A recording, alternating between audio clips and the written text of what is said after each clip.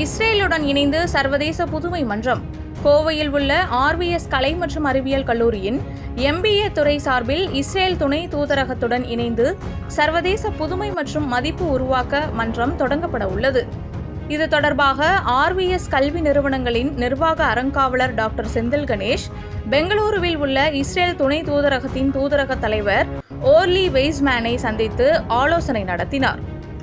மாணவர்கள், தொழில் முனைவோர், தொழில் நிறுவனங்கள் மற்றும் கல்வியாளர்களை ஒருங்கிணைத்து புதுமை சிந்தனை மற்றும் தொழில் முனைவு குறித்த கருத்து பரிமாற்றங்களை மேற்கொள்ளும் வகையில் இந்த மன்றம் ஆண்டுதோறும் நடத்தப்பட உள்ளது. இதன் முக்கிய அம்சமாக மாணவர் புதுமை சவால் அறிமுகப்படுத்தப்பட உள்ளது.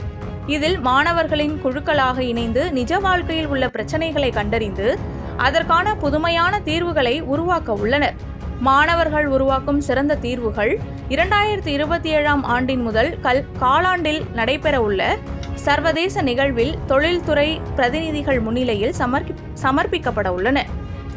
இந்த முயற்சி மாணவர்களின் புதுமை சிந்தனை மற்றும் தொழில் முனைவு திறனை மேம்படுத்துவதுடன் சர்வதேச கல்வி மற்றும் தொழில்துறை இணைப்புகளுக்கும் புதிய வாய்ப்புகளை உருவாக்கும் என எதிர்பார்க்கப்படுகிறது.